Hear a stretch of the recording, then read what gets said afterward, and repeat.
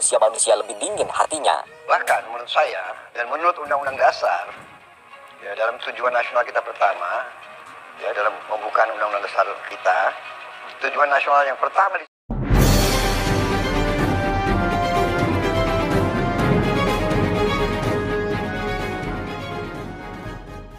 Manusia lebih dingin hatinya. Bahkan menurut saya dan menurut Undang-Undang Dasar, ya dalam tujuan nasional kita pertama, ya dalam pembukaan Undang-Undang Dasar kita, tujuan nasional yang pertama disebut adalah melindungi segenap tumpah darah, ya kan?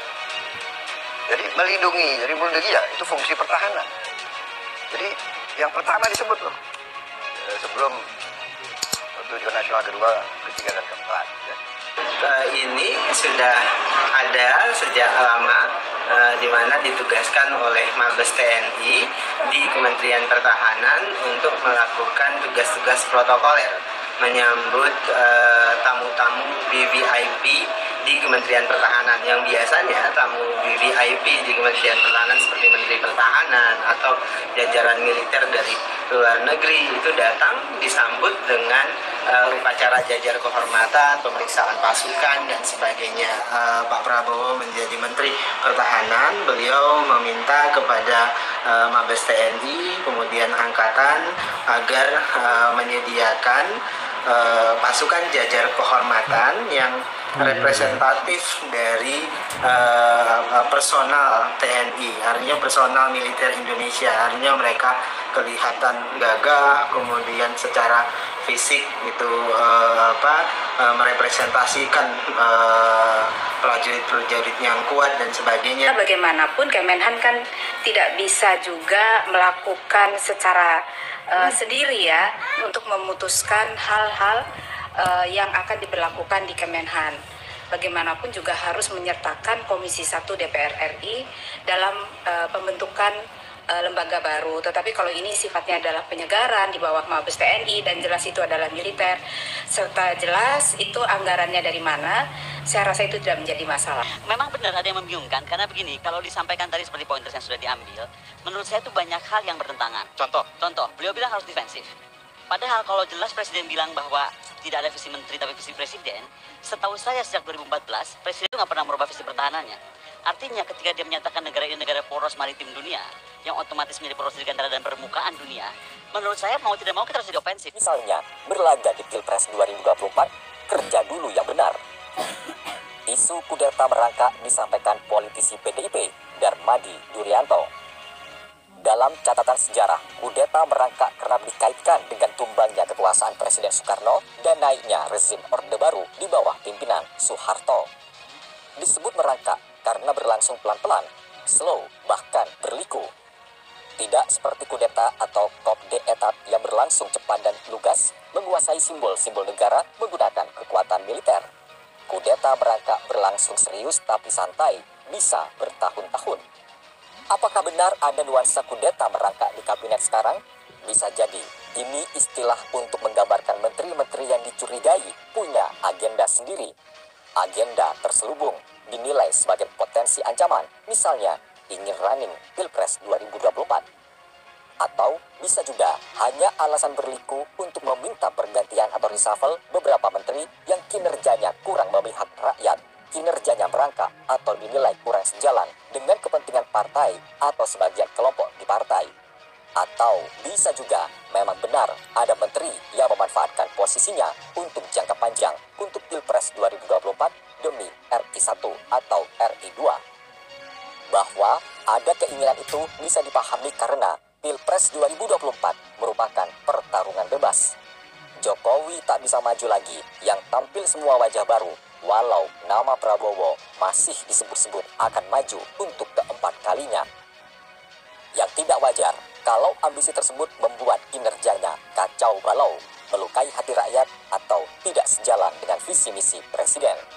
Atau bisa juga para menteri memang hanya bekerja dan bekerja, kalaupun hasil kerja tersebut dihargai dan diganjar dengan nominasi capres atau cawapres, itu dianggap bonus.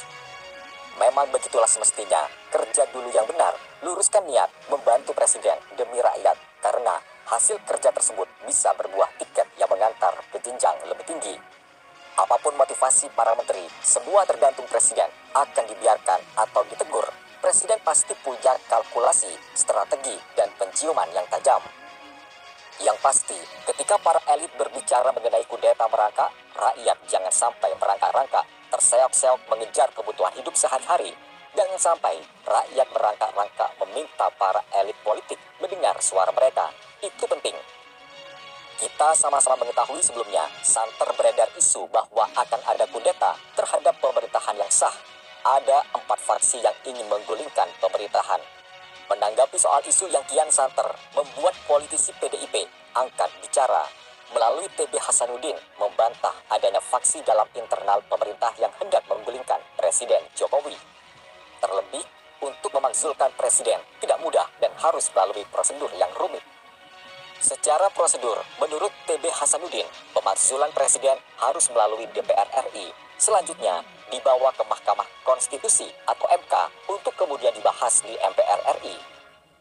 Anggota Komisi 1 DPR RI ini juga membantah adanya faksi di internal pemerintahan yang ingin menggulingkan Jokowi.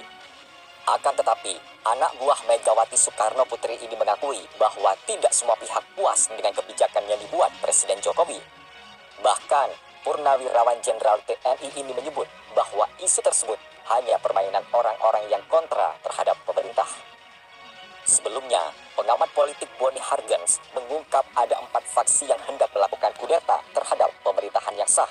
Sementara, Haris Rusli Moti mengaku dirinya mendapat informasi adanya faksi di dalam pemerintahan yang ingin mengambil alih kekuasaan. Malah, Haris menyebut bahwa skenario yang akan digunakan adalah seperti 2001 silam saat Megawati Soekarno Putri menggeser Gus Dur. Namun berbeda dengan politisi PDIP yang menganggap isu itu murahan, walaupun kemungkinan itu terjadi sangat besar. Wakil Ketua Majelis Syuro PKS Hidayat Nur Wahid merespon isu kudeta terhadap pemerintahan Presiden Joko Widodo yang diawali klaim Direktur Eksekutif Lembaga Pemilih Indonesia atau LPI, Boni Hargens, yang telah mengantongi nama-nama orang yang hendak kudeta. Hidayat Nur Wahid juga menyinggung opini yang menyebut Menteri Pertahanan Prabowo Subianto dan Menteri Dalam Negeri Tito Karnavian yang akan mengendalikan pemerintahan jika kudeta terjadi.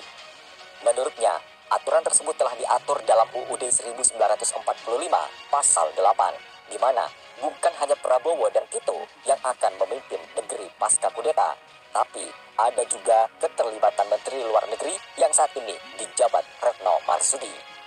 Atau bisa juga memang benar ada menteri yang memanfaatkan posisinya untuk jangka panjang untuk Pilpres 2024 demi RI1 atau RI2. Bahwa ada keinginan itu bisa dipahami karena Pilpres 2024 merupakan pertarungan bebas. Jokowi tak bisa maju lagi, yang tampil semua wajah baru, walau nama Prabowo masih disebut-sebut akan maju untuk keempat kalinya. Yang tidak wajar kalau ambisi tersebut membuat kinerjanya kacau balau, melukai hati rakyat, atau tidak sejalan dengan visi misi presiden.